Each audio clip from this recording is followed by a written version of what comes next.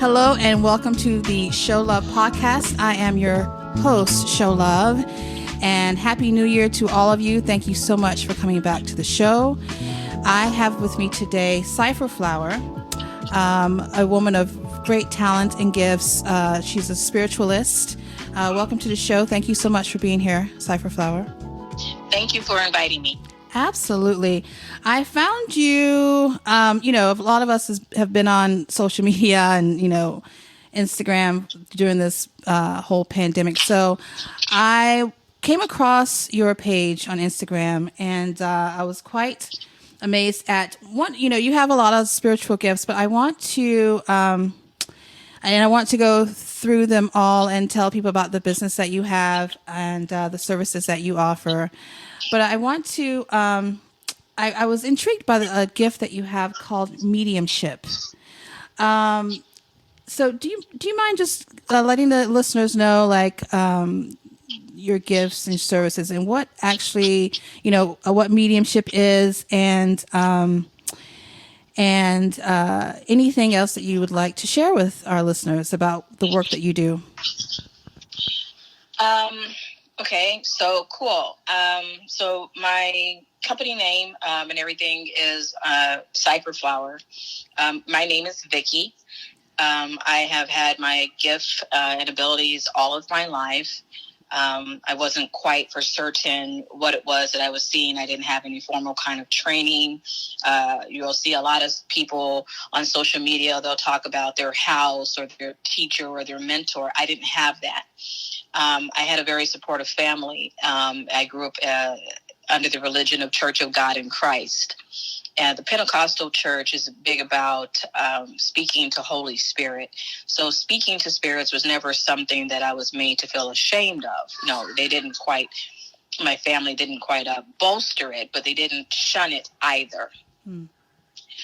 I have always been able to hear and see voices on the other side of the veil, is what it's looked like to me. When I am speaking to people who have transitioned, depending on how they transitioned and where they are, on that side is how they come across. Sometimes they can be shadowy. Sometimes they are fully in color. Sometimes I can hear them as if they are speaking to me directly, like I am speaking to you. And other times it's more where images, sounds, movies, it's like watching a movie sometimes with the sound turned off and then you have to interpret. Mm-hmm. Mm-hmm. Depending on how the person passed away is also how I approach them.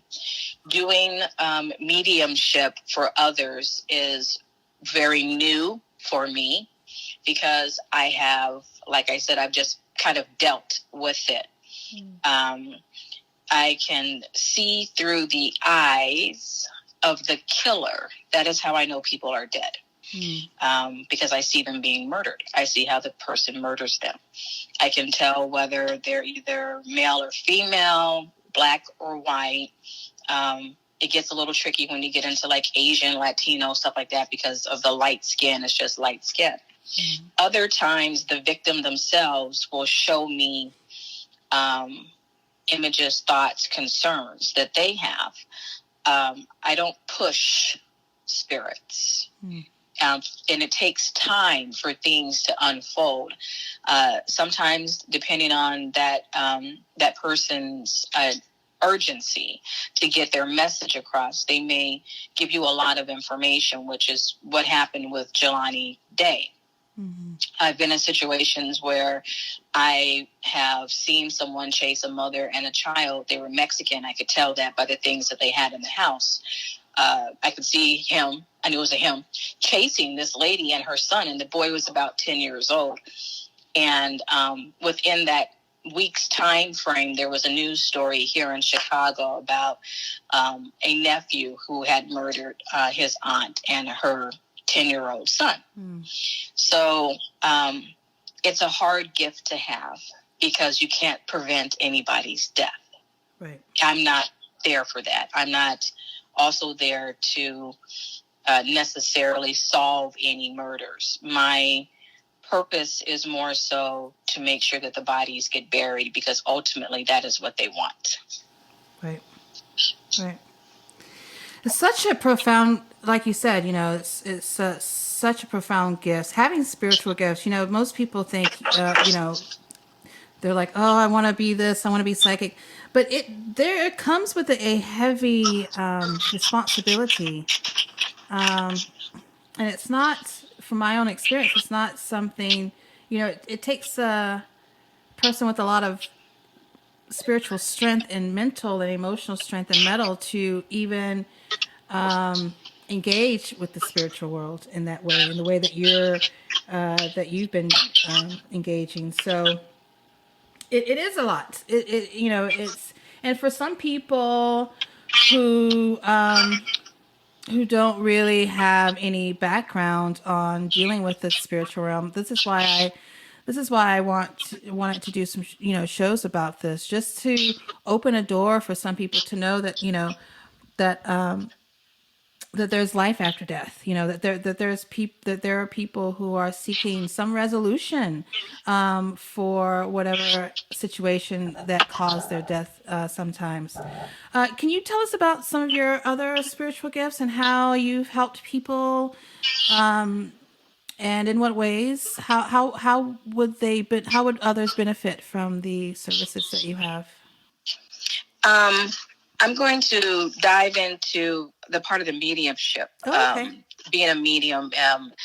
More specifically, I was told recently, within the last couple of years, that it's not just me being a medium.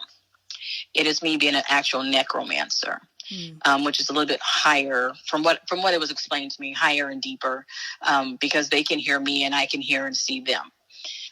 Mediums don't necessarily are always able to hear the dead. Okay, right. But they could see them and they can sense emotion. I'm at that point where I can, with some of them, depending on their strength, I can hear them speaking. I had a situation, I was doing a reading for a lady, and the energy behind the spirit that came through it ended up being a friend of hers. And she was asking me a question about something completely different. And I said, oh my God, who is this guy? He came through like, hey, I could literally hear him say that. And she said, what? Because we were having a conversation about something else. And I said, no, this is a guy. And I'm like, oh, he's, 32, because he was talking like I'm talking to you. And I'm like, wow, like I can really hear him. So it runs the gamut. People sign up on the other side for various things. They might be a spirit guide. Sometimes they want their name cleared. Other times they just want to be found, or they just want someone to know that I'm here and I don't know what the heck is going on or where I am. And so this is why I was kind of like wanted to discuss with you when you asked me about some topics, was spirituality and you. Because whatever your faith is over here, whatever your ideas are over here, it's going to greatly impact you when you transition to the other side of the veil. I would say for people, have your faith, believe in God. God is real. I know there's a big set of, sky daddy, sky mommy, whatever vernacular, colloquialism works for you. There are consequences for everything that we do. And to think that there aren't any consequences is a lunacy. These individuals on the other side, they can hear us. Some of them are strong enough to move things. Poltergeists are real. Demons are real. The monsters are real. And it's not like what you see in the movies. It's worse than that. There are a lot of people who are like, oh, well, I'm spiritual. And the first thing they go do is light candles, or they go hex people. Those things have real life consequences. And they also have spiritual consequences on your soul for those who don't think that they have a soul or that they don't have a spirit because church or religious beliefs or practices that their parents had or whoever was stupid to them when they were training them up has directed them in the wrong direction. You have a soul. You have a spirit. And even if you don't believe in God or the demons or the devils or the imps or the trolls or the vampires or the things that go bump in the middle of the night, they believe in you. Spirits are real. It's not just from when Jesus walked the face of the earth. And I'm not going to argue with anybody about whether or not Jesus was walking the earth or whether or not he was black or white, because then you're missing everything. Sure.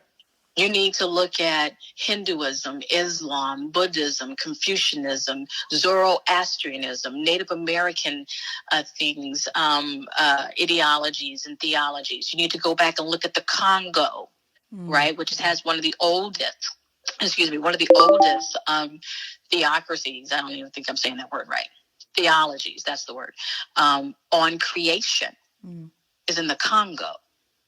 Wow. You know, people need to read and pay attention. There's a reason why the libraries are burning down.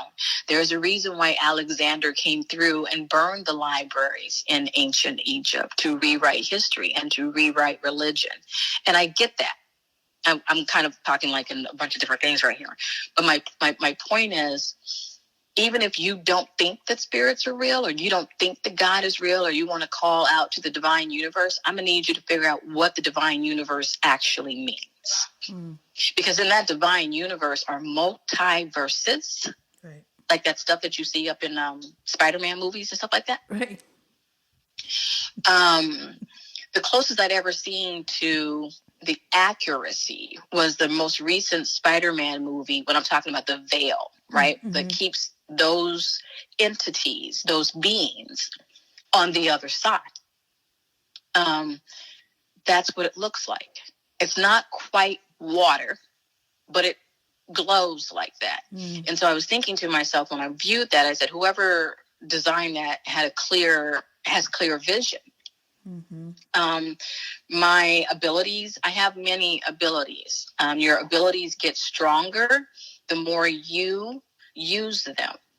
So what I was doing to work on my ability to speak to the dead, so I can kind of control, that's what I was looking for. What I was allowing in, because no one had taught me how to control it. And I'd been wearing crystals since I was 16. Doesn't mean that I know which exact crystal to wear. Okay. When you hear a bunch of voices in your head, you're like, who is talking now? So I had to let go of some fear so that I could see the spirits. I could hear them all the time. Seeing them was something different, because that brings fear. So that clairvoyancy, clairsentience, the clear audio, and my necromancy are the ones that I'm comfortable sharing. Can I astral project? Yes. Can you astral project out of this realm? Yes. Have I astral projected to other realms? Yes. And I wasn't paying attention when I got there, because I was too busy looking around. That is the truth. And I had a guide, and they were speaking to me telepathically. And I was just too busy, just like, oh my God, wow. Oh my God, wow. And I was talking to God the whole time I was there. I was like, God, do you see this? You know. You mentioned something about having strong faith. I walk by faith and not by sight. I am an old soul. I've been here many, many, many times. Sometimes when I came, I was too busy just being reckless, which is why I came back. For a lot of people, they fear death. I don't fear dying. I fear coming back again. Right. My anxiety is not that. Because when I go into it, people are like, oh my God, we're going to die. We're going to fade into nothing. I'm like, no, that's not it. It's coming back. We're going to come back again and again and again and again. That's me. So that's where my anxiety, my depression comes from. And is like, Lord, let me get it right this time, so I can go somewhere else. Right. Because I'm done with this playground. I wanted to say that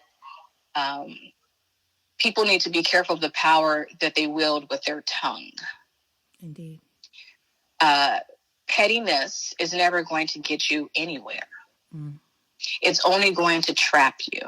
So I'm going back to, I'm going to go light a candle. Who told you that you were supposed to light a candle? I don't think that the present day spiritualist, because everybody seems to know something, but nobody's had any training.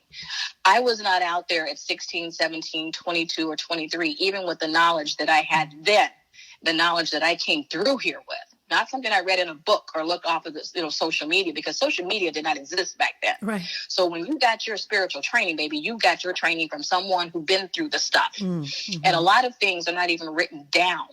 They are passed down through oral tradition. Right. You got to be there. Right. So when someone says, well, I picked up a book and I read this book, that means nothing to me, because 95% of the spells in the books are not even complete spells. Mm-hmm. But if your discernment and your intuition was working, honey, you would know that. Right. The best spells come from your head, what your spirit guides show you. And they're not going to show you too much if you're not vibrating at the correct level. Mm. A lot of people walk around here. I do it in like decibels, right? Or I think I'm saying that hertz, the HMZ. Mm-hmm. A lot of people walk around here at the 300, 400, 500 level. Mm-hmm. How she took my man, she came to my man. Your man wouldn't have left you, baby, if he didn't want to. Right. So now you want to burn a candle on her? Yeah. Yeah. That kind of stuff. Baby, you wasting the whole candle. So